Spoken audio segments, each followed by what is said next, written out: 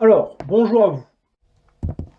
Oui, alors ce que Youssef Indy et Marion Sigaud ne disent pas, c'est que, évidemment, les traditionalistes catholiques étaient dans la piété, tandis que les protestants qui leur ont fait la peau étaient dans l'exubérance de la complaisance matérialiste. Mais il faut expliquer le processus. Tout le monde est régi par une tentative d'émancipation intergénérationnelle. En fait, ce que vous faites dans la société n'est que l'externalisation matérielle d'un conflit interne qui a trait à ce rapport intergénérationnel. Donc, les catholiques traditionnalistes d'antan ne se complaisaient pas dans la vanité possessive, si vous voulez, mais au lieu d'être dans le culte de l'objet de compensation, travaillaient à s'émanciper intergénérationnellement par la droiture comme le Christ voulait le faire. Si tant est que c'était des catholiques qui avaient compris la voie christique. Après, il y a l'aspect catholique de se complaire dans la mortification et le fait d'assumer à la place des autres leur travers, hein, le chemin de croix. C'est-à-dire l'hypocrisie catholique qui a consisté à ne pas faire d'efforts d'émancipation intergénérationnelle et d'émancipation au secret de famille et à croire que le chemin de croix était quelque chose dans lequel on devait se complaire. Pas du tout. Hein, le Christ a eu son chemin de croix, mais il a pardonné. Et après, il se sort des secrets de famille. Il n'est pas question d'assumer un défaussement matérialiste, parce que, j'explique, le chemin de croix, c'est par la médiation de la société, le fait que vous assumez une charge ingrate et que vous êtes confronté à différents groupes qui sont plus ou moins matérialistes. Mais ça n'est que la médiation de ce que vous avez subi à un âge plus précoce entre les anciennes générations et vous en tant qu'enfant. Bon, ben vous assumez ce chemin de croix. Vous assumez la calomnie, on peut aussi vous faire assumer les châtiments des autres. Mais stoïquement, vous devez ne pas tomber dans la violence, faire le tour des choses pour ne plus avoir assumé ça. Certains catholiques ont hypocritement utilisé le chemin de croix et la mortification pour se complaire dans cet état plutôt que d'en sortir, sous prétexte qu'eux étaient dans la non-violence, ce qui les rendait à moitié tarés, si vous voulez, hein, pour certains. Bon, les vrais catholiques comprennent que tout le monde a un chemin de croix parce qu'on n'a pas toujours les clés de lecture pour s'en sortir, et puis après, progressivement, en étant régulier, stoïque, et quand on ne tombe pas dans la haine et la violence, on s'extrait de ce matérialisme et on essaye d'aider les gens qui sont bloqués dans ce problème barabbasien au profit des marchands du temple, c'est-à-dire un gauchisme voyoucrate soumis aux anciennes générations qui, dans la médiation sociale, se complaît dans le gangstérisme et l'inversion des valeurs. Bon, eh ben, le protestantisme, lui, se complaît dans la soumission intergénérationnelle matérialiste, ce qui fait qu'ils promeuvent l'exubérance vaniteuse de l'argent, si vous voulez, qui n'est que l'externalisation d'une complaisance de soumission intergénérationnelle exprimée par la matière. Vous voyez ce que je veux dire? Et ça induit de se superficialiser progressivement et de sacrifier l'humain au profit de l'argent, si vous voulez. C'est-à-dire d'inverser complètement les choses. C'est-à-dire de faire passer en priorité votre vanité matérialiste au lieu de vous en extraire. Et c'est là que le judaïsme, progressivement, prend le pas sur le protestantisme. Alors regardez, bah oui, parce que les gens les plus matérialistes et les plus enfermés intergénérationnellement, avec toutes les déviances que ça induit, c'est les juifs. Hein, c'est une réalité. Il y a interpénétration de catholiques pourris dans certaines ambiguïtés, dont les protestants prennent la suite, si vous voulez, en le dégradant, et puis les juifs qui sont le bout de la chose, si vous voulez. Et les vrais catholiques sont ceux qui ne se fourvoient pas dans le culte de la vanité. Et alors je dis, ça induit les guerres, la dette, parce que quand vous complaisez dans la possession matérialiste sans faire l'effort de vous extraire en amont des secrets de famille dont ils sont la manifestation matérialiste médiée, eh bien, vous gaspillez très vite vos ressources naturelles et vous avez besoin d'aller les piquer ailleurs, sous de faux prétextes. Et vous accumulez des dettes, parce que vous pédalez dans votre vanité, sans jamais rien résoudre. Une économie florissante est une économie qui est liée à un rapport au monde spirituel, parce qu'une économie totalement creuse et matérialiste vous rend prisonnier de ressources naturelles qui ne sont pas infinies, que vous allez exploiter pour vous complaire, si vous voulez, dans une certaine hystérie matérialiste pathologique. Et vous avez là toutes les explications des guerres, des dettes et des inversions accusatoires, parce que le type qui est bloqué dans une vanité matérialiste, il s'enfonce dans une aliénation, et il n'y a rien de plus insupportable pour ce genre de personnes qu'un type qui est un peu moins superficiel que lui, parce que l'autre, il n'a pas envie d'être tout seul en bout de chaîne, si vous voulez. Il haït les autres, si vous voulez. Et bien ça, c'est tout le problème de la communauté juive sioniste au Goy, si vous voulez. C'est-à-dire les gens les plus matérialistes qui essayent, par le travestissement de ce qu'ils sont, de dégrader les autres. Parce que je dis, il n'y a pas... Pourquoi les Juifs ne sont pas un peuple élu? Parce que vous pouvez avoir un peuple qui est régulier dans le fait qu'il ne remet pas en cause...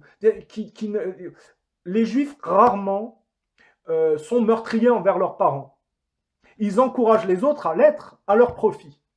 Mais par contre, ils sont très lâches et n'arrivent pas à s'émanciper du père et de la mère. Mais un peuple qui progresse en poussant les autres dans des travers que lui ne pratique pas, ne peut pas être un peuple élu. C'est un peuple qui se met, d'un point de vue spirituel, en marge de la fraternité universelle et de l'humanité dans sa globalité, puisqu'il pousse les gens au vice plutôt qu'au bien, si vous voulez, sachant très bien, en toute connaissance de cause, que ça induit. Vous voyez ce que je veux dire? Alors, tous les Juifs ne correspondent pas à ça, mais si vous voulez, on va le dire autrement. Moïse, à un moment donné, il tue un contremaître égyptien, il l'enfouit dans le désert. Mais Moïse, il a été introduit dans la famille de Pharaon par la fille de Pharaon, qui était une gauchiste, qui voulait se venger du fait que son père, dans sa complaisance de possession matérialiste, l'ait délaissé, si vous voulez. Donc, elle fait rentrer Moïse dans l'empire de son père pour le dégrader. Ce qui fait que Moïse, quand il tue le contremaître égyptien, il détruit, si vous voulez, mais comme Greenspan ou Bernanke le font avec la Fed en dégradant un empire américain en toute connaissance de cause. C'est-à-dire que Moïse, il est rentré en Égypte pour dégrader l'empire de Pharaon au profit de son peuple, si vous voulez. Ça, c'est du gauchisme. Parce que quand vous regardez... Ben oui, excusez-moi, à un moment donné, parce que ça, c'est intéressant, vous avez toutes les bases là des problèmes qu'on a aujourd'hui. Des gens qui rentrent dans d'autres cultures pour les faire tomber au profit de leur peuple sont des gens qui se mettent à la marge au niveau de la fraternité universelle. Donc ça ne peut pas être un peuple élu par Dieu. Sauf si on comprend que le Dieu dont il parle n'est qu'un fou qui a raconté une histoire biaisée pour entuber tout le monde. Voilà. Et ça, c'est la réalité. C'est que les gens... Je vais faire un exposé sur les pères fondateurs américains. Vous allez voir que tout est lié.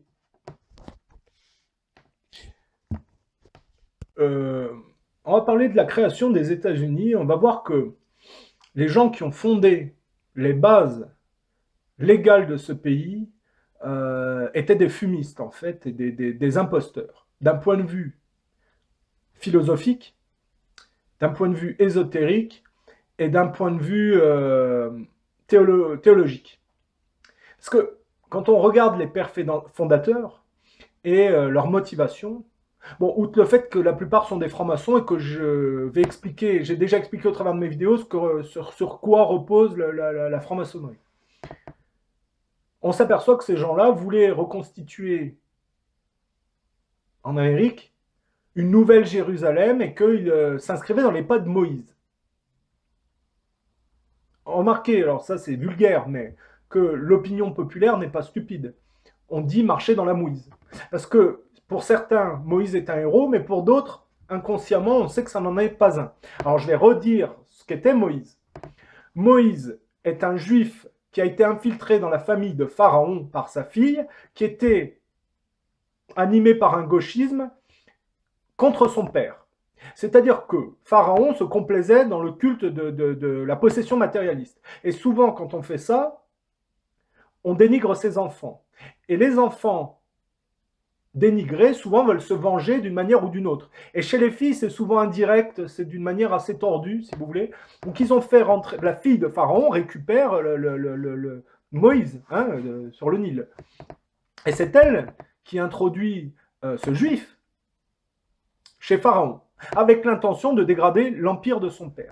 Et Moïse, c'est exactement ce qu'il va faire, c'est-à-dire que quand on regarde le parcours de Moïse, déjà ça commence mal, Pharaon, qui sait qu'il est juif, lui fait faire un test.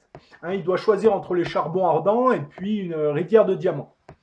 Et Moïse, il choisit au départ les diamants. C'est-à-dire qu'au lieu d'affronter l'adversité et les problèmes, il se réfugie dans la compensation matérialiste. Les juifs.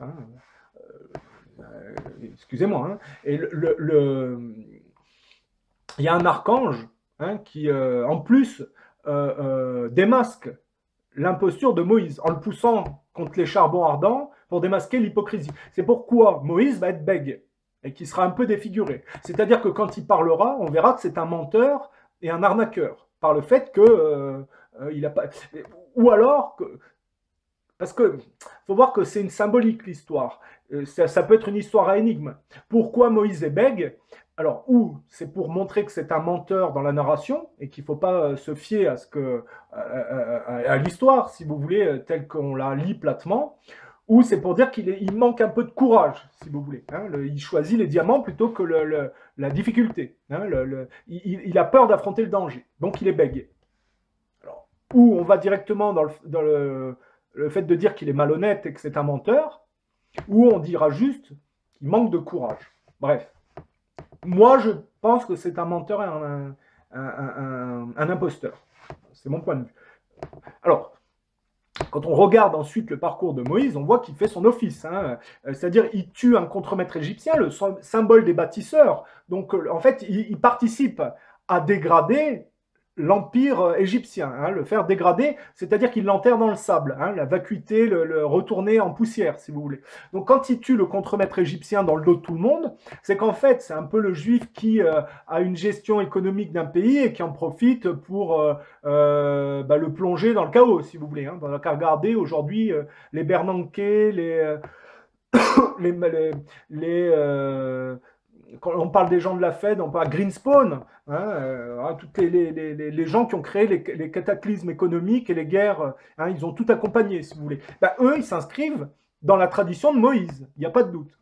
Hein, c'est-à-dire qu'ils ne sont pas chez eux, ils ont été mis en place par des goïs hypocrites superficiels, et ils ont acté que s'ils ont été mis à cette place, c'est parce que les goïs ont des velléités d'autodégradation, si vous voulez. Donc ils font leur office, si vous voulez.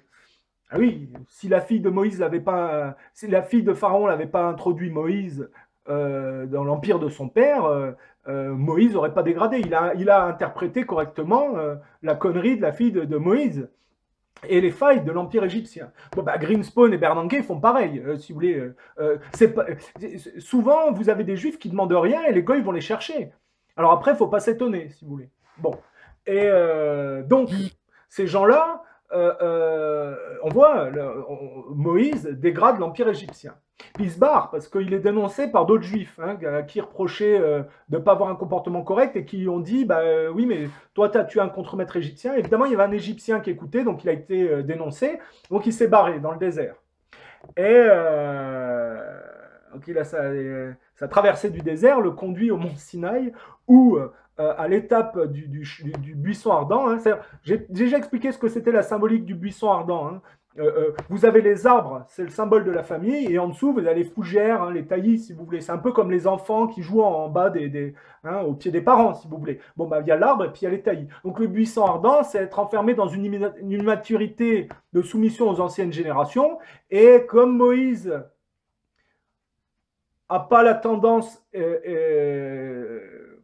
meurtrière de ses parents, si vous voulez, c'est un buisson qui brûle éternellement, donc qui ne se consume pas. Donc il est régulier. Parce que si vous n'arrivez pas à vous émanciper de vos parents, la dernière des fautes à faire, c'est d'essayer de les tuer, si vous voulez. Et les Juifs ont cette particularité d'être réguliers et de ne pas souvent vouloir tuer leurs parents. Et cette régularité fait qu'en opposition avec les goïs qui vont toujours encourager à tuer leurs parents, ils vont progresser. Et vous allez voir comment les choses se produisent. Bon, il a les 10 commandements, c'est-à-dire que, évidemment, vous avez bien compris qu'il n'y a pas de Dieu dans l'histoire de la Bible, c'est le type qui écrit l'histoire qui se prend pour Dieu, si vous voulez. Oui, parce que s'il y a des cons qui n'avaient pas compris encore que tout ça, c'est certainement pas dicté par Dieu qui n'est pas un humain, tant pis pour eux, quoi. Mais enfin bon, bref. On n'a jamais vu un dieu qui veut répandre le sang des autres sur des montagnes, sauf si on comprend que le type qui écrit est un fou.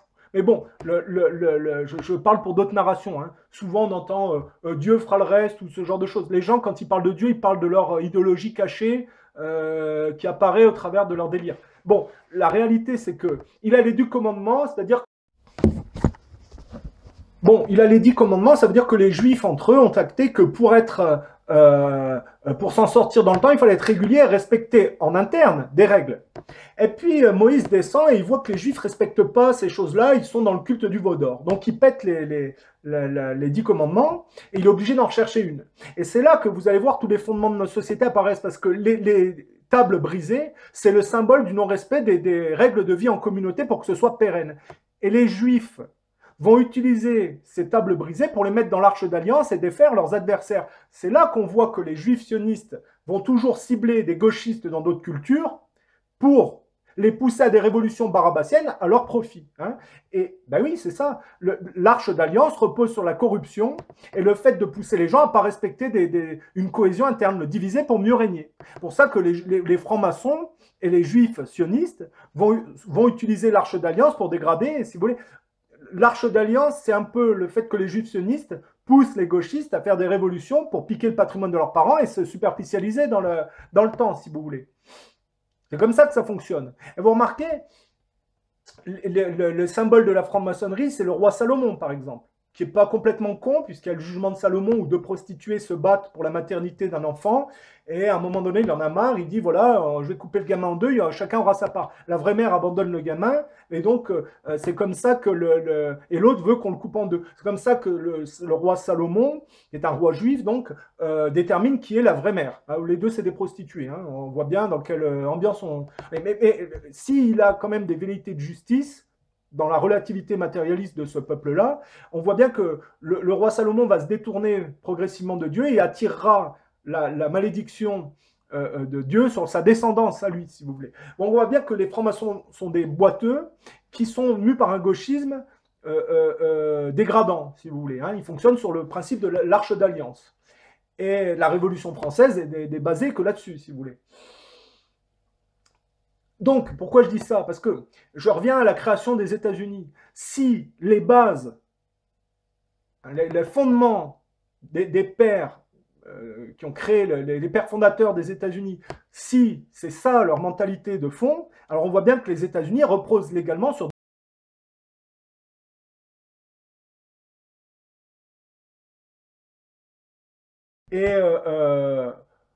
au point de vue idéologique et moral. Et comme par hasard, on va arriver sur ce que j'expliquais dans le point de vue anglophone, hein, anglophile des Américains. C'est-à-dire que dépossédés eux-mêmes de leur propre originalité, ils vont aller dans un pays pour déposséder les Indiens qui ont un indice de développement plus faible.